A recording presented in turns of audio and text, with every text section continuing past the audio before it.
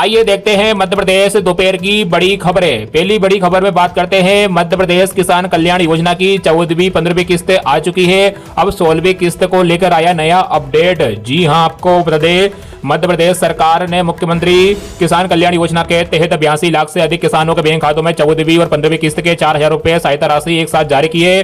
करीब 3,300 करोड़ की यह राशि डायरेक्ट बेनिफिट ट्रांसफर के माध्यम से किसानों तक पहुंची है। खरीफ सीजन के दौरान मिली ये मदद किसानों के बीज, उर्वरक, सिंचाई और अन्य कृषि कार्यों के खर्च में राहत देगी। पात्र किसानों को राज्य सरकार और प्रधानमंत्री किसान सम्मान निधि योजना के तहत मिलाकर सालाना 12,000 की आर्थिक सहायता मिलती है। अब किसानों की नजर योजना की 16वीं किस्त पर है, जिसकी घोषणा अभी बाकी है।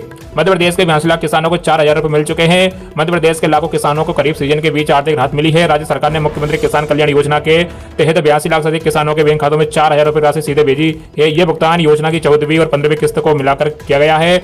मुख्यमंत्री मोहन यादव ने खंडवा में आयोजित बलराम कृषि महोत्सव के दौरान डायरेक्ट बेनिफिट ट्रांसफर के माध्यम से करीब 3,300 करोड़ रुपए किसानों के खातों में हस्तांतरित किए हैं। वही खरीफ सीजन के बीच जारी की गई यह सहायता राशि किसानों के लिए अहम मानी जा रही है। इस समय खेती में बुआई और फसल की देखभाल के लिए बीज, उर्वरक, कीटनाशक और सिंचाई पर खर्च बढ़ जाता है। ऐसे में सरकार की ओर से सीधे बैंक खातों में पहुंची ये राशि किसानों को नकदी संबंधित जरूरतों को पूरा करने में मदद करेगी और खेती के कामकाज को आसान बनाएगी। तो कब आएगी किसान कल्याण योजना की 16वीं किस्त? तो जी हां, इस बार 2 किस्त एक साथ जारी होने के बाद किसानों की नजर अब अगली किस्त पर है। फिलहाल सरकार की ओर से 16वीं किस्त की तारीख घोषित नहीं की गई है। हालांकि संभावना जताई जा रहा है कि अगला भुगतान अक्टूबर या फिर नवंबर 2026 के दौरान किया जा सकता है। खाते में पैसा नहीं आया तो क्या करें? तो जिन किसानों के खातों में पैसा नहीं आया है वो थोड़ा इंतजार करें। 1 या 2 दिन में पैसे आ सकते हैं, या फिर जिनका केवाईसी नहीं हो रहा है इस वजह से भी आपकी किस्त अटक सकती है।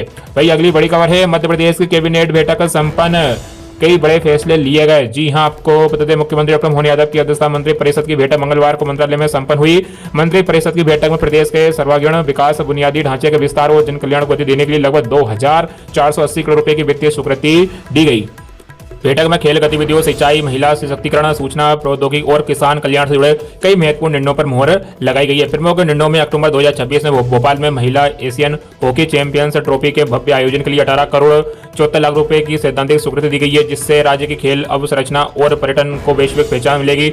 कृषि क्षेत्र को सुदृढ़ करने के लिए रिहंत एवं मल्हारगढ़ सिंचाई परियोजना और किसानों को समर्थन मूल्य पर बोनस भुगतान योजना की निरंतरता को मंजूरी मिली है। प्रदेश को तकनीकी रूप से अग्रणी बनाने के उद्देश्य से IISIR भोपाल में ड्रोन टेक्नोलॉजी आधारित सेंटर ऑफ एक्सीलेंस और IT पार्कों के विकास के लिए 867 करोड़ रुपए स्वीकृत किए गए हैं। इन निर्णय में IT पार्क की स्थापना के वर्ष 2031 तक संचालन की निरंतरता की स्वीकृति महत्वपूर्ण है। इसके तहत करीब 8,000 युवाओं को रोजगार मिल सकेगा। मिशन शक्ति के अंतर्गत महिला सशक्तिकरण के लिए 198 करोड़ रुपए, कर्मचारी कल्याण पेंशन योजनाओं के लिए 982 करोड़ रुपए और ग्वालियर में विद्युत सुरक्षा के निरीक्षकालय के नवीन वृद्ध कार्यालय और नारायणगढ़ में 9 नए न्यायिक पदों के सृजन को भी स्वीकृति प्रदान की गई है।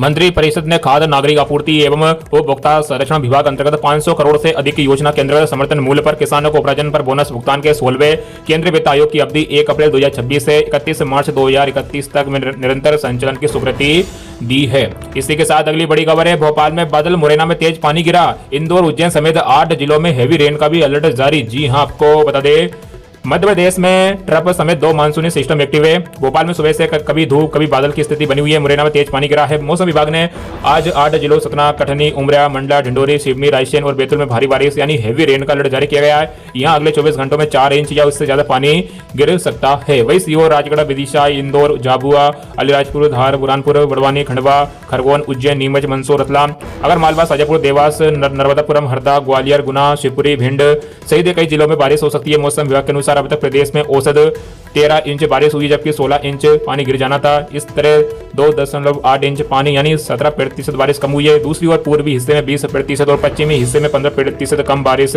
दर्ज की गई है।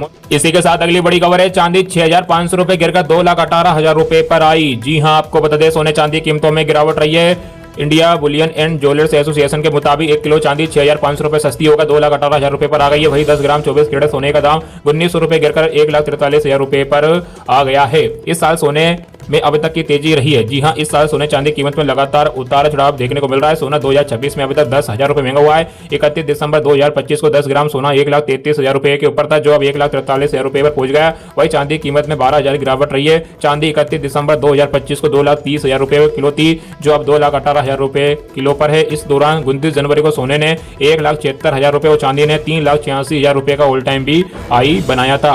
इसी के साथ अगली बड़ी खबर है, निषादपुरा स्टेशन से दौड़ी मालवा एक्सप्रेस, सीएम मोहन यादव ने दिखाई हरी झंडी। भोपाल को मिला चौथा रेलवे स्टेशन। जी हां, आपको बता दें करीब 3 साल से तैयार होकर भी संचालन का इंतजार कर रहे निषादपुरा रेलवे स्टेशन का मंगलवार को औपचारिक शुभारंभ हो गया है। मुख्यमंत्री डॉक्टर मोहन यादव ने निषादपुरा स्टेशन से मालवा एक्सप्रेस को हरी झंडी दिखाकर रवाना किया और यहां उसके नियमित ठहराव की शुरुआत की। साथ ही जबलपुर बेरावल सोमनाथ एक्सप्रेस के नए स्टॉपेज का भी शुभारंभ किया गया। इसके साथ ही निषादपुरा भोपाल का चौथा रेलवे स्टेशन बन गया। कार्यक्रम में खेल एवं युवा कल्याण तथा सहकारिता मंत्री विश्वास सारंग, विधायक कृष्ण कतरे, महापौर मालती राय, रेलवे के वरिष्ठ अधिकारी और बड़ी संख्या में स्थानीय नागरिक मौजूद रहे। मुख्यमंत्री ने कहा कि प्रधानमंत्री नरेंद्र मोदी के नेतृत्व में भारतीय रेलवे में अभूतपूर्व बदलाव हुए हैं। उन्होंने कहा कि दिल्ली से उज्जैन और उज्जैन की ओर जाने वाली ट्रेनों का इंजन या ट्रैक बदलने की आवश्यकता नहीं होगी, जिससे रेल संचालन और अधिक सुगम बनेगा। इसी के साथ अगली बड़ी खबर है, 31 जुलाई तक होगा 14 खरीफ फसलों का बीमा। जी हां, आपको बता दें मध्य प्रदेश सरकार किसानों को प्राकृतिक आपदा और प्रतिकूल मौसम में होने वाले फसल नुकसान से आर्थिक सुरक्षा देने के लिए प्रधानमंत्री फसल बीमा योजना के तहत करीब 2026 के लिए फसलों का बीमा कराने की अपील की है।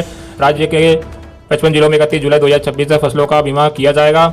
सरकारी नोटिफिकेशन के अनुसार खरीफ सीजन में बाजरा, ज्वार, मक्का, मूंग, वही हरर, उड़द, सोयाबीन, तिल, धान, कपास और मूंगफली समेत 14 फसलों को बीमा दायरे में रखा गया। इन फसलों के लिए बीमा इकाइयों के लिए क्षेत्र, तहसील और पटवारी मंडल निर्धारित किए गए हैं। इसी के साथ अगली बड़ी खबर है, लाडली बहना योजना की 39वीं किस्त को लेकर आया नया अपडेट। जी हां, आपको बता दें मध्य प्रदेश की 1.25 करोड़ से अधिक महिलाओं को आर्थिक रूप से आत्मनिर्भर और सशक्त बनाने के लिए राज्य सरकार द्वारा चलाई जा रही मुख्यमंत्री लाडली बहना योजना को लेकर एक बड़ा अपडेट सामने आ रहा है। जुलाई 2026 में सरकार द्वारा योजना की 38वीं किस्त के 1500 रुपए सफलतापूर्वक जारी किए जाने के बाद अभी सभी लाभार्थी बहनों की नजरें अगली यानी 39वीं किस्त पर टिक गई है। एक आम महिला के लिए जानना बेहद जरूरी है कि उनके बैंक खातों में राशि कब तक आएगी और इसके लिए उन्हें कौन से जरूरी नियम पूरे करने होंगे। आइए आपको बताते हैं, 10 अगस्त के आसपास आ सकती है 39वीं किस्त। जी हां, लाडली बहना योजना की पुरानी किस्तों के जारी होने की तारीख को देखें तो मध्य प्रदेश सरकार हर महीने की 10 तारीख के आसपास बहनों के बैंक खातों में सहायता राशि ट्रांसफर करती है। हालांकि त्योहार या विशेष अवसरों पर यह पैसा 2-3 दिन आगे पीछे भी हो सकता है। इस तय कार्यक्रम के मुताबिक अगस्त 2026 की अवधि वाली 39वीं किस्त 10 अगस्त के आसपास सीधे खातों में भेजे जाने की पूरी संभावना है। हालांकि अभी तक इसकी कोई आधिकारिक सूचना नहीं आई है। किन लोगों की रुक सकती है किस्त? सरकार डिजिटल माध्यम से सीधे बैंक खातों में पैसे ट्रांसफर करती है, इसलिए आपका बैंक खाता आधार कार्ड से लिंक होने के साथ ही डीबीटी ऑन होना जरूरी है। अगर किसी वजह से आपके बैंक खाते में डीबीटी सेवा बंद हो गई है तो सरकारी सहायता राशि आपके खाते में तक नहीं पहुंच पाएगी। इस तकनीक समस्या से बचने के लिए तुरंत अपनी बैंक शाखा में जाकर इसे दोबारा एक्टिव करा ले और समग्र ई-केवाईसी कराना अनिवार्य है। वही लाडली बहना योजना का निरंतर लाभ पाने के लिए बहनों का समग्र पोर्टल पर ई-केवाईसी होना बेहद जरूरी है। आप अपने नजदीकी कॉमन सर्विस सेंटर या ग्राम पंचायत या वार्ड कार्यालय में जाकर अपना आधार कार्ड और मोबाइल नंबर देकर इस प्रक्रिया को फ्री में करवा सकते हैं। जिन महिलाओं का ई-केवाईसी अधूरा या पेंडिंग रहेगा तो उनकी 39वीं किस्त सरकार द्वारा रोकी जा सकती है। तो वीडियो को लाइक करें, चैनल को सब्सक्राइब करें, इस वीडियो को ज्यादा से ज्यादा अपने मित्रों में शेयर जरूर कीजिएगा और कमेंट करके हमें जरूर बताएं कि आप इस वीडियो को